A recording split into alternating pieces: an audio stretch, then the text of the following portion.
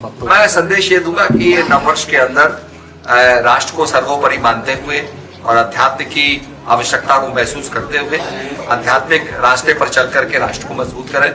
आज राष्ट्र के सामने अनेक चुनौतियां हमारे सामने हैं।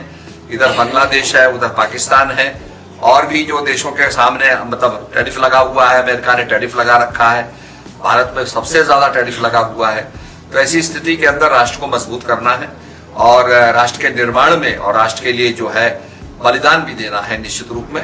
तो बड़ा आवश्यक है कि हम राष्ट्र को सशक्त रखें, मजबूत रखें और अध्यात्म का भी अन्वेषण करें। अध्यात्म भी जीवन में बहुत जरूरी है। प्रिय स्वजनबिन सादर नमस्कार।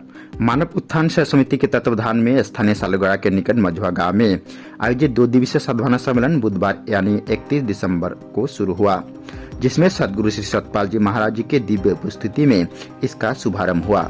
इस सम्मेलन में मुख्य अतिथि के रूप में सिक्किम के मुख्यमंत्री श्री प्रेम सिंह तामांग, विशिष्ट अतिथि के रूप में भारत के वरिष्ठ समाज सेवक एवं राष्ट्रीय स्वयंसेवक संघ के वरिष्ठ प्रचारक मुंबई निवासी सुरेश भैया जोशी, दार्जिलिंग के सांसद राजू बिष्ट, दार्जिलिंग के विधायक नीरज जिम्बा व अन्य गण्यमान्य उपस्थित रहे। इसके प्रथम दिन मानव धर्म के प्रणेता सदगुरु श्री सतपाल महाराज जी ने देश विदेशों से पधारे हुए संत महात्माओं, भक्तों एवं श्रद्धालुओं को संबोधित करते हुए कहा कि संसार को बदलने से पहले स्वयं के भीतर परिवर्तन आवश्यक है।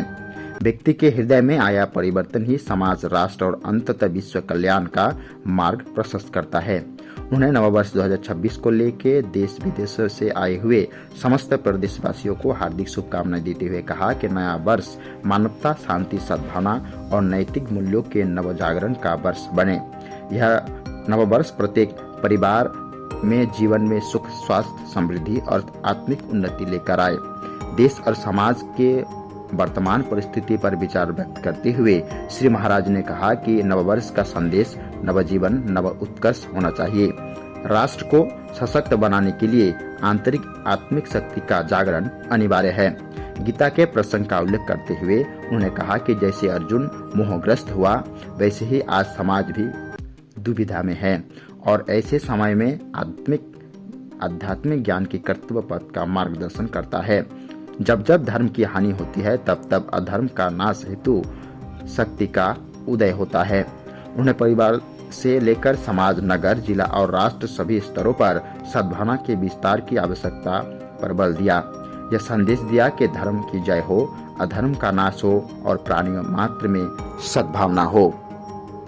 इस उपलक्ष्य में श्री हंस जी महाराज जी के 125वीं जयंती के पावन अवसर पर उनके आध्यात्मिक, सामाजिक एवं मानव कल्याणकारी विचारों का स्मरण करते हुए श्री गुरु महाराज जी ने कहा कि संतों का ज्ञान केवल सुनने की वस्तु नहीं, बल्कि जीवन में उतारने की साधना है। इन्हीं मूल्यों को आत्मसात करना गुरुओं के प्रति सच्ची श्रद्धांजलि है।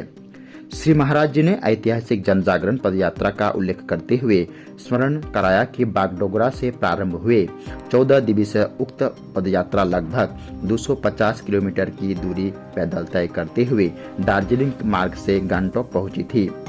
उस पदयात्रा का उद्देश्य था कि सामाजिक चेतना, राष्ट्रीय एकता और सांस्कृतिक समरसता का विस्तार था।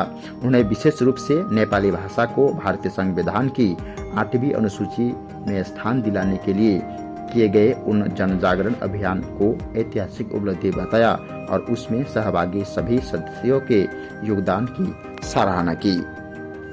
इस दिन सम्मेलन के दौरान मानव सेवा दल की परेड की प्रशंसा करते हुए श्री गुरु महाराज जी ने कहा कि मानव सेवा दल की सदस्यों एवं सेविका ने अनुशासन, समर्पण और एकता का जीवंत उदाहरण प्रस्तुत किया। वही विभिन्न तहसीलों से आए कलाकारों द्वारा प्रस्तुत झांकी, नृत्य, बैंड और सांस्कृतिक कार्यक्रमों को उन्होंने भावपूर्ण साधना का स्वरूप बताया।